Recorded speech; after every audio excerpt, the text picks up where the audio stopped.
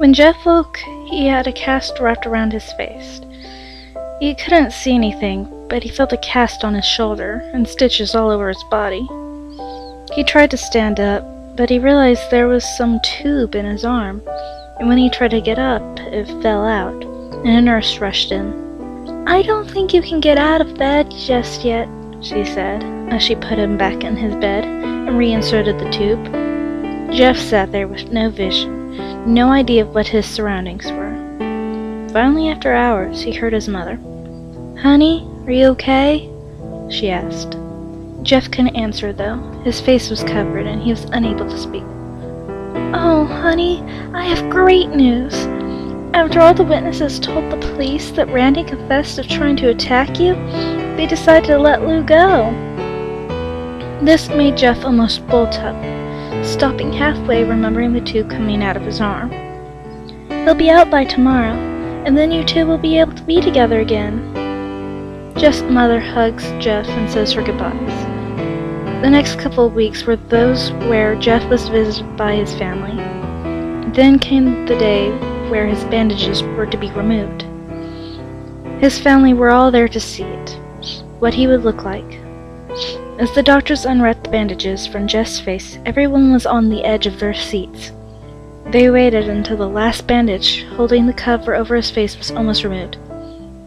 "Let's hope for the best," said the doctor. He quickly pulls the cloth, letting the rest fall from Jeff's face. Jeff's mother screams at the sight of his face.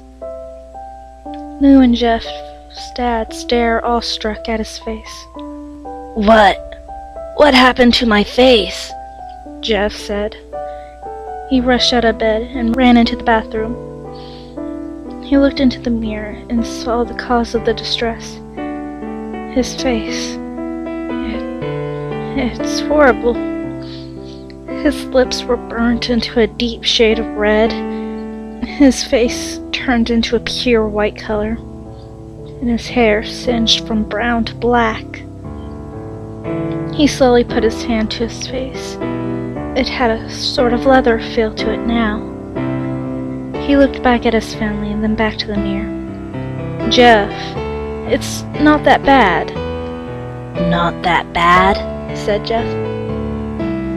"It's perfect!" His family was equally surprised. Jeff started laughing uncontrollably. His parents noticed that his left eye and hand were twitching. Jeff, are you okay?" "Okay? I've never felt more happy."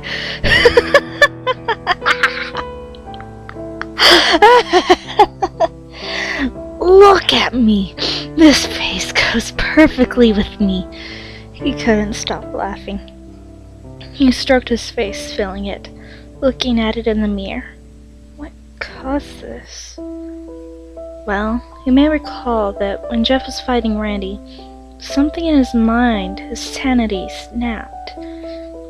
Now he was left as a crazy killing machine. That is, his parents didn't know. "Doctor," said Jeff's mom, "is my son alright?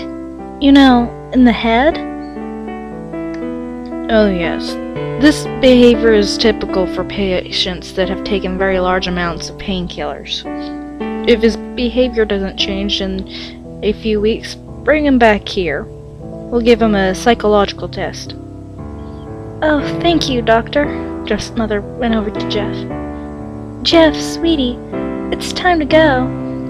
Jeff looks away from the mirror. His face still formed into a crazy smile. "'Kay, Mommy."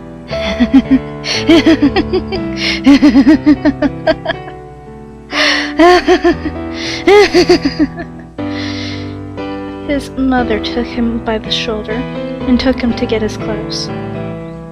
"This is what came in," said the lady at the desk. Jeff's mom looked down to see the black dress pants and white hoodie her son wore. Now they were clean of blood, and now stitched together. Jeff's mother led him to his room and made him put his clothes on. Then they left, not knowing that this was their final day of life. Later that night, Jeff's mother woke to a sound coming from the bathroom. It sounded as if someone was crying. She slowly walked over to see what it was. When she looked into the bathroom, she saw a horrendous sight. Jeff had taken a knife and carved a smile into his cheeks. "Jeff, what are you doing?" asked his mother. Jeff looked over to his mother. "I couldn't keep smiling, Mommy. It hurt after a while. Now I can smile forever." Jeff's mother noticed his eyes ringed in black. "Jeff, your eyes!" His eyes were seemingly never closing. "I couldn't see my face. I got tired, and my eyes started to close. I burned out the eyelids so I could forever see myself, my new face." Jeff's mother slowly started to back away, seeing that her son was going insane. "What's wrong, Mommy? Aren't I beautiful?" "Yes, son," she said. "Yes, you are. Let me go get Daddy so he can see your face." She ran into the room and shook Jeff's dad from his sleep. "Honey, get the gun. She stopped as she saw Jeff in the doorway holding a knife.